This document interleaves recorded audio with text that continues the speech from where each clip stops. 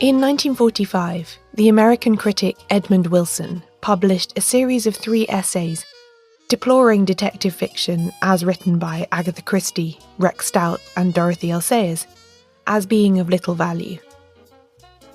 In the second essay, which was titled Who Cares Who Killed Roger Ackroyd?, as a direct dig at Christie's best-selling Whodunit from 1926, he came to the damning conclusion that, quote, with so many fine books to read, there is no need to bore ourselves with this rubbish.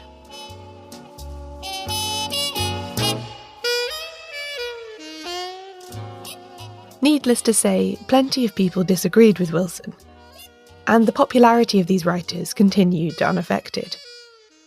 But his sneering didn't come from nowhere. It represented a wider belief in academic and critical circles that detective fiction could not be considered on a par with those fine books Wilson suggested people should read instead. In other words, it might be good fun, but it wasn't the kind of thing that should be taken seriously, or heaven forbid, studied in a university. But a lot has changed since then.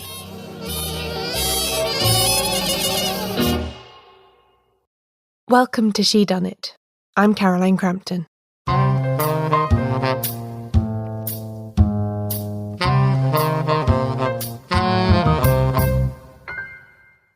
For all the time that I've been reading detective fiction, I've thought of it as something enjoyable to read on a train journey or before I fall asleep at night.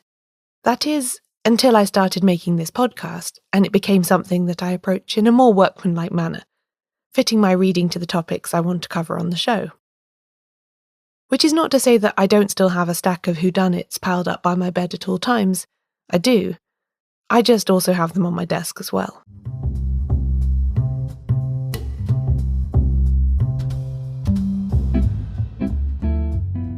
Crime fiction in general, from the Victorian stuff I talked about in the last episode, right up to modern novels being published today, has always been incredibly popular with readers. We read these books because they're fun, and in the case of those from decades past, because they're enlightening about a different moment in history. Unlike with so-called literary fiction, which is often positioned as a commentary on modern society, as well as a kind of art, there's little pressure on detective novels to make big statements about the way we live now, as long as the plot twists are well executed and the big reveal at the end is satisfying. Which is not to say that crime fiction of any kind can't provide commentary on topical matters. It can and does. Just that it's not considered a core tenet or purpose of the genre. It won't come as a surprise to anyone, therefore, when I say that crime fiction has always been regarded as a lesser kind of literature.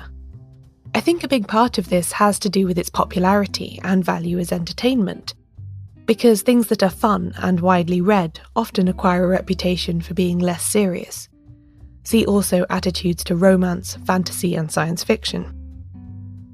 That label, genre fiction, is still used sometimes to distinguish these kinds of stories from literary fiction, although I think there's less of these divisions than there used to be, which can only be a good thing. Although plenty of major literary figures have been fans of detective fiction throughout its history, including the likes of T.S. Eliot and W.H. Auden, for a long time it didn't have the serious reputation that would prompt widespread academic study of its form. There have always been good critics of detective fiction reviewing new titles as they were published for newspapers. Eliot was one, Dorothy L. Sayers another, and later in the 20th century Julian Simmons did a great deal to enhance the critical reputation of the form. But let's just say that when I went to university to study English literature in the early 2000s, there wasn't even an optional paper available about crime fiction, and I had to work quite hard to convince the authorities to let me write an elective thesis that even mentioned it.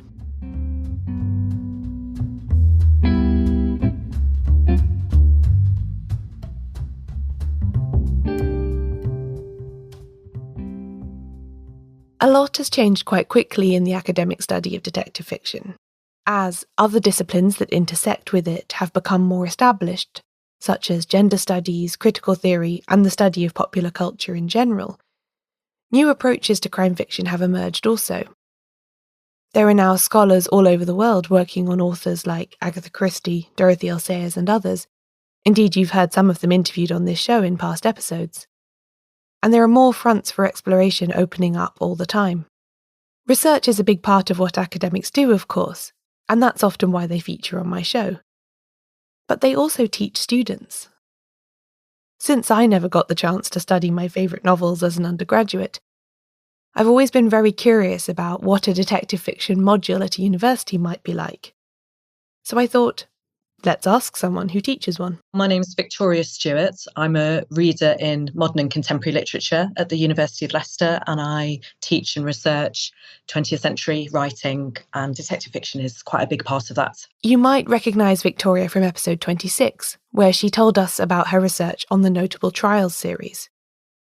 She also teaches a module on detective fiction at her university, though. Well, I'm lucky in that I'm able to actually offer a whole module on detective fiction, which is my module. So I'm solely responsible for the teaching of it. And that's an optional module. And I usually get about a dozen students taking that, third-year students.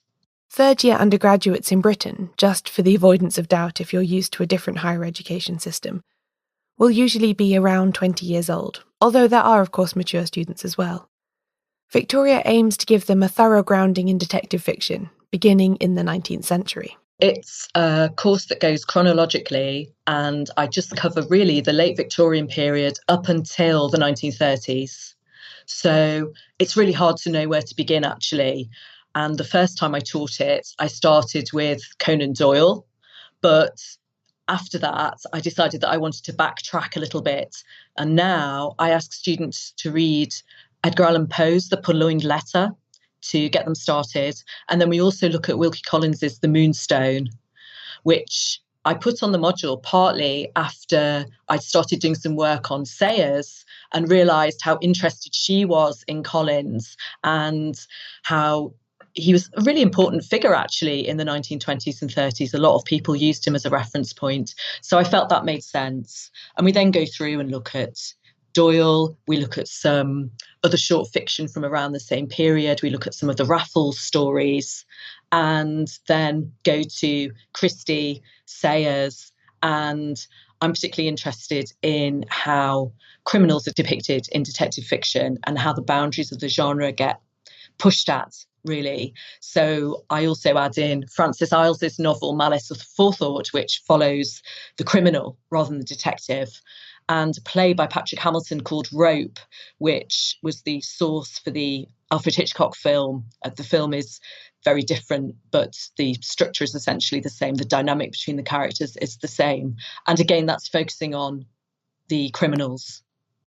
They also focus in on certain novels from the golden age of detective fiction between the wars. I've had to change it a little bit this year, but in previous years, I've asked them to look at The Murder of Roger Ackroyd and also The Body in the Library. So we did a Poirot and also a Marple. For various reasons, I've had to put the Marple to one side for this year. So we're just going to be looking at The Murder of Roger Ackroyd from Christie, and I might also bring in a short story, perhaps. The first year that I taught the course, I looked at The Unpleasantness at the Bologna Club, but then I decided to change and do Strong Poison. So looking at the Harriet Vane and Peter Wimsey origin story, if you like. And there's some such fantastic depictions of women in that novel that seemed like a bit of a missed opportunity not to look at that one. And that's always good fun to teach. While Victoria was telling me about the curriculum, I started to wonder how all this strikes the young people who sign up for her class. I mean, I know that I had devoured most of Agatha Christie by the time I was their age, and I suspect lots of you listening might have done the same. But is that how today's teenager spends their time? But it's been interesting to me over the years that I've taught the module. I must be teaching it for 8 or 9 years by now, I think. Quite often, students haven't actually read a lot of detective fiction, but they're interested in it. And very often their reference points are TV adaptations. So Sherlock, the Benedict Cumberbatch Sherlock, is a reference point that a lot of people have. More recently, the Agatha Christie adaptations that have been going out around Christmas time. A lot of people have watched those. And also, and I find this quite an interesting phenomenon, that many people talk about having watched things like Murder, She Wrote or the Poirot adaptations with David Suchet when they were being looked after by their grandparents. So they have quite interesting associations with detective narratives, and they often admit this in a slightly shamefaced way that they've been watching these adaptations on television. But my take on that is that that's one of the ways in which we almost inhale the generic conventions. I think a lot of people would be able to tell you what their expectations are of detective fiction, and they pick those expectations up almost without realizing it by watching adaptations or by the odd thing that they read.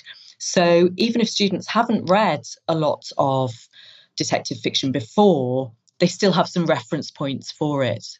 That makes me feel quite old. But it's also interesting how big a part TV plays in the way the formal structures of detective fiction are disseminated today.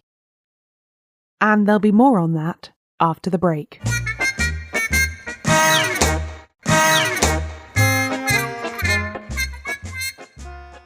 Once the students are more familiar with these stories in their original forms, though, they are a useful tool for Victoria to give greater historical context for the time they were written. There are themes that emerge across the course. I'm very interested in the historical context, and particularly in how we can pick up things like shifts in attitude to the police and how they're depicted. Also broader themes like masculinity, for instance, and shifts in perceptions of masculinity. And the First World War is a bit of a hinge point in that regard. And the other issue that we do talk about quite a bit are issues to do with domesticity and the home. And in the earlier stories, something like The Moonstone, how do servants figure in that narrative? Servants are such interesting figures always in detective fiction. They're in this unusual position that they have access to people's private lives. They literally can go through people's underwear drawers, but they've got a very low status socially. People often are in almost fear of their servants in case they reveal something that they shouldn't. And so figures like that are quite interesting to trace across that historical span as well. But the popularity of the genre itself also forms a major part of the discussion. One thing that we do talk about quite a bit on the module is how detective fiction was staking a claim for itself as a form. So, for instance, the work of someone like Sayers in saying, look, this is a form that is interesting, it's worth thinking about, it's worth paying attention to. And I suppose we do engage with some of those debates. I mean, one question that I always ask students at the start is, were you surprised to see that you could do a module on detective fiction? And they almost always say yes. And they often say, well, we're used to studying things like Shakespeare and the so-called great authors, because even these days, as people are expanding the material that they teach on English degrees, there is still a sense of there being the canonical authors, if you like. And so I think students actually find it quite refreshing to look at stuff that is important, not necessarily because it's always had a lot of status and a lot of critical interest, but because people read it and it's been popular. So it is a slight shift in that way, I suppose, a slight shift in perspective. But I think in other ways, it's just another kind of material. The tools that they've developed for analysing literature, they can still use to look at this material as well. Just because there's now a greater recognition that these kinds of books are worth studying, it doesn't mean that there's much consensus on anything else to do with them. Some listeners might remember that the London Review of Books published a very long essay by the novelist John Lanchester in December 2018 titled The Case of Agatha Christie.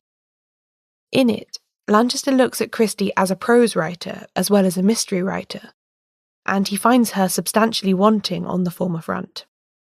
This kind of analysis is still common in detective studies, Victoria says. Do you know, it's interesting. I was reading, I think it was a blog post actually by an academic who had been teaching detective fiction, and they made a comment that I thought was interesting. They said that you couldn't really do close reading on Agatha Christie. And close reading the detailed analysis of a piece of text, looking at the imagery, the use of language, unpicking it, that's often a staple still of the study of English literature in an academic context, zeroing in on a particular passage and unpicking it. And I think before I'd actually started teaching this course, I might have seen where that person was coming from, that maybe it would be more challenging because of Christie's style, really, to do that kind of analysis. But now I actually take a slightly different view, which is that often it can be really worthwhile to do that kind of analysis. So to think about the murder of Roger Ackroyd, this person had said that they couldn't really see that there was much significance in the way that the dagger was described in the murder of Roger Ackroyd.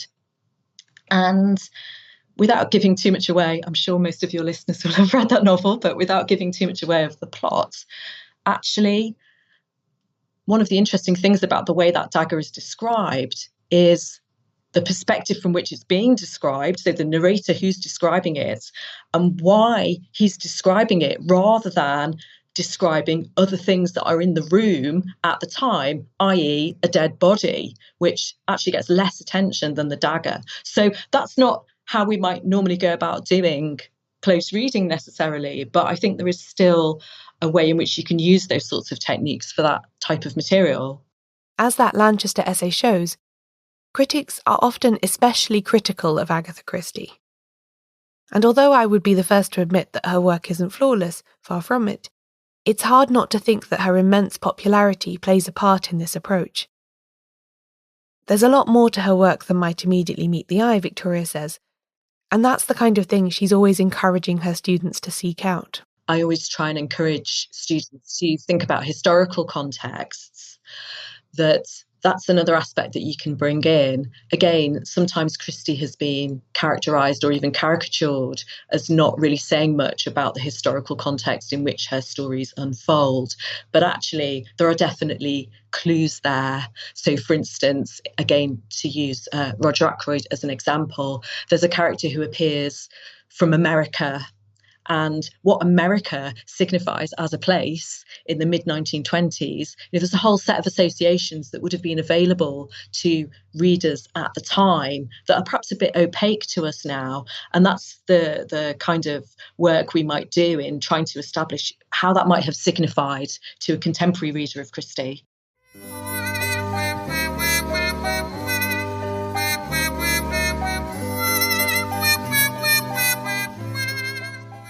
Victoria students are assessed on their detective fiction module via an essay they write at the end of the course, which can be about any author or work that they choose. They might go on to become passionate fans of detective fiction, or the course might only have succeeded in persuading them that watching Poirot when visiting Gran is the limit of their interest in the genre. But either way, they've participated in something important. A programme of critical study that doesn't make any difference between this kind of popular fiction and the more rarefied world of literary fiction. In short, they've had ample opportunity to absorb the idea that just because a lot of people enjoy something, it shouldn't automatically be considered to be unserious. And who knows, maybe Victoria is training future generations of Shedunnit fans while she's at it.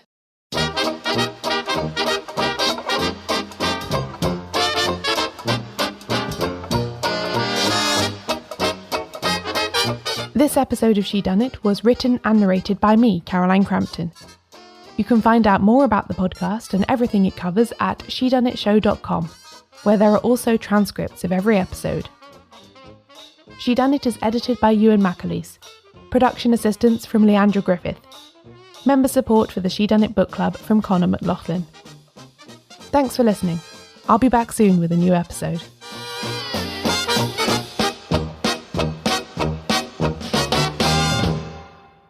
Next time on Shedunnit, The Great Gladys.